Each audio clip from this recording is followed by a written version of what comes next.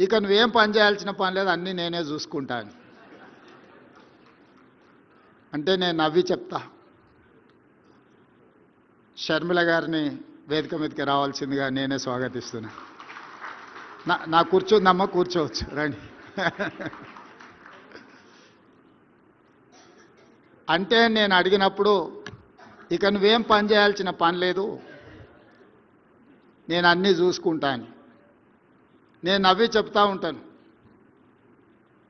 ఈ తరానికి ఒకే రాజశేఖర రెడ్డి, ఒకే కేవీపీ రామచంద్రరావు ఉంటారు, ఇంకా ప్రత్యామ్నాయం ఎవరు ఉండరు అని. నాకు తెలిసి కేవీపీ రామచంద్రరావు గారు ఊహించినరో ఊహించలేదో నాకు తెలియదు, కానీ చదువుకునే రోజుల్లోనే ఒక మిత్రుడి కోసం తన శక్తినంతా దారపోయాలని నిర్ణయం తీసుకోవడం అనేది ఒక గొప్ప నిర్ణయం.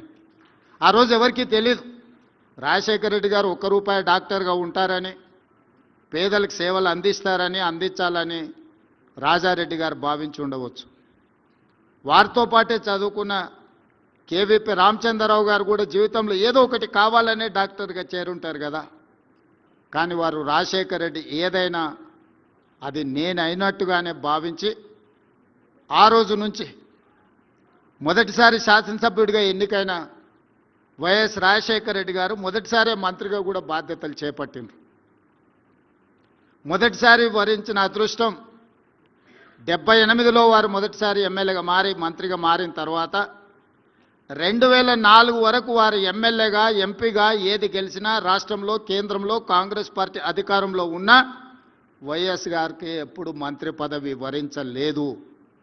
ఎన్నో కష్టాలను, ఒడిదుడుకులను సొంత పార్టీలో, సొంత ప్రభుత్వంలో ఎదుర్కొన్న ఆ కష్టాలలో కేవీపీ రామచంద్రరావు గారు వైఎస్ఆర్ గారిని వదిలిపోలే, తోడుగా నిటారుగా నిలబడ్డాడు. రాజశేఖర రెడ్డి గారి చాలా సమస్యల్ని తానే తీసుకొని జరిగిన తప్పిదాలకు తన ఖాతాలో రాసుకొని మంచి పనులు జరిగితే అది డాక్టర్ గారు చేసిండ్రు, మీకు సహాయం అందించిండ్రు అని చెబుతూ 2004 ముఖ్యమంత్రి అయిన తర్వాతనే వైఎస్ఆర్ గారికి డాక్టర్ కేవీపీ రామచంద్రరావు అనే అత్యంత సన్నిహిత మిత్రుడు ఉన్నాడని సమాజానికి అంతా తెలిసింది.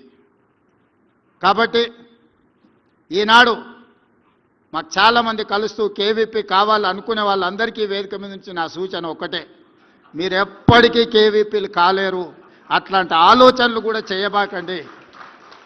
ఒక కేవీపీ కావాలంటే సర్వం త్యాగం చేయగలిగిన త్యాగ గుణం ఉండాలి, అన్ని సమస్యల్ని ఎదుర్కొని నిలబడగలిగిన శక్తి ఉండాలి. అవి ఈ రోజుల్లో ఉన్నట్టుగా నాకైతే ఎవరు కనిపించలే. మొదటి వారం లోపలికి రానిస్తే రెండో వారంలో మనం కాసేపు అలా జరిగి ఇలా పోతే ఆ కుర్చీల్లో కూర్చొని నేను నడుపుతాలే అనే వాళ్ళు ఉన్నారు. ఎందుకంటే నేను అనుభవంతో ఇవన్నీ చెప్తున్నా.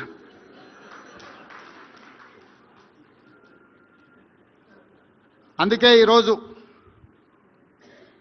రాజశేఖర రెడ్డి గారు మరణానంతరం 16 సంవత్సరాలు పూర్తయినా రైతుల పట్ల రాజశేఖర రెడ్డి గారికి ఉన్న అభిమానాన్ని గుర్తించి, రైతుల పట్ల కేవీపీ రామచంద్రరావు గారికి అభిమానం ఉందో లేదో నాకు తెలియదు, నేను అప్పుడు అడగలేదు. కానీ డాక్టర్ వైఎస్ రాజశేఖర రెడ్డి గారికి రైతుల పట్ల ఉన్న అభిమానం వ్యవసాయం దండగ కాదు, వ్యవసాయాన్ని పండుగ చేసి రైతునే రాజును చేయాలన్న వైఎస్ఆర్ ఆలోచనని కొనసాగించాలన్న ఆలోచనతో ఈరోజు కేవీపీ గారి కార్యక్రమాన్ని ఏర్పాటు చేయడం జరిగింది.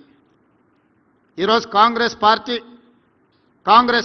కాదు, ఈ దేశంలో రాష్ట్ర ప్రభుత్వాలు ఏర్పడాలి అని అంటే ఖచ్చితంగా ఉచిత విద్యుత్ హామీ ఇవ్వాలన్నంత బలమైన ముద్ర రాజశేఖర రెడ్డి గారు ఈరోజు చెరగని ముద్ర రైతుల మెదళ్లలో, రాజకీయాల మీద వారు ప్రభావితం చేసిండ్రు. ఆనాడు రాజశేఖర రెడ్డి గారు రైతులకు ఉచిత కరెంటు ఇవ్వాలి అన్నప్పుడు చాలా రకమైన చర్చలు జరిగినాయి. అసాధ్యమన్న వాళ్ళు ఎక్కువ మంది.